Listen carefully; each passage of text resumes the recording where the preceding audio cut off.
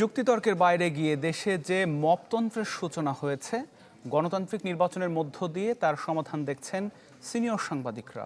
তারেক রহমানের স্বদেশ প্রত্যাবর্তন নিয়ে বিএনপি আয়োজিত মতবিনিময়ে তারা বলেন, মানুষ চায় মত প্রকাশের স্বাধীনতা আর সুষ্ঠু নির্বাচন। এজন্য সবাইকে ঐক্যবদ্ধ থাকার আহ্বান জানান তারা। তারেক রহমানের স্বদেশ প্রত্যাবর্তনের আগে রাজধানীর একটি হোটেলে দেশের জ্যেষ্ঠ সাংবাদিক ও গণমাধ্যম ব্যক্তিদের সাথে বিএনপির এই মতবিনিময়।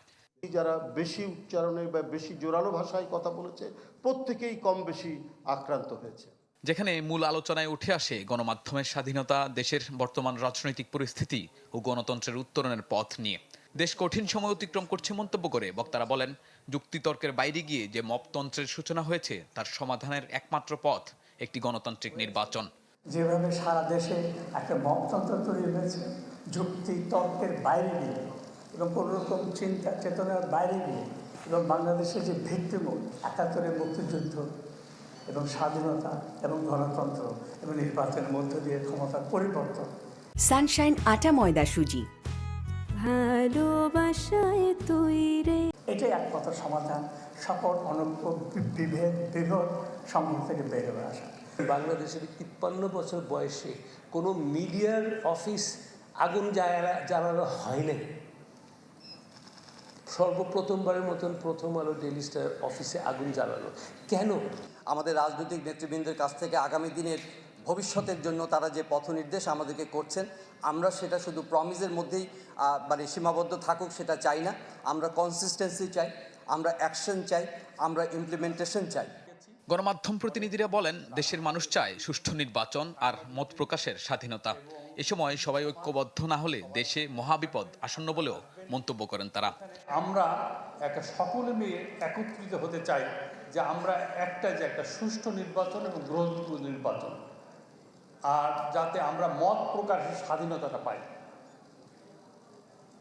আর যদি এই নির্বাচনটা যদি আমাদের দেশীয় এবং আন্তর্জাতিকভাবে গ্রহণযোগ্যতা না পায়, তাহলে সামনে আমাদের মহাবিপদ।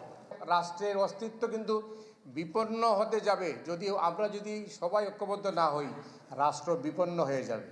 সেই রাষ্ট্রের অস্তিত্ব যদি বিপন্ন হয়ে যায়, তাহলে আমরা কেউই থাকবো না।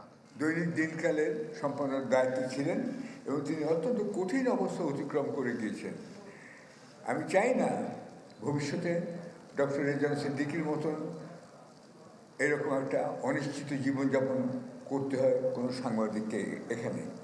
দেশের গণমাধ্যমে সাম্প্রতিক হামলা জাতি হিসেবে লজ্জার বলে মন্তব্য করেন বিএনপির স্থায়ী কমিটির সদস্য সালাউদ্দিন আহমদ।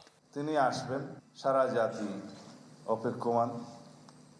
তার এই প্রত্যাবর্তনকে আমরা গণতন্ত্রকে শক্তিশালী করার জন্য কাজে লাগাতে চাই। ব্যক্তিকে শক্তিশালী করার কোনো উদ্দেশ্য আমাদের এখানে নেই। নেতৃত্ব অবশ্যই থাকবে, কিন্তু ব্যক্তিতান্ত্রিক স্বৈরতান্ত্রিক করার কথার কোনো প্রচলন আমরা করব না। সাংবিধানিক প্রতিষ্ঠানগুলোকে আরো শক্তিশালী করার তাগিদ দিয়ে বক্তারা বলেন, বৈষম্যহীন সমাজ গঠনে বড় ভূমিকা পালন করতে পারে গণমাধ্যম। আপনারা পথ নির্দেশ না করলে সমাজ বিচ্যুত। শাহনেওয়াজ বাবলু, চ্যানেল 24, ঢাকা।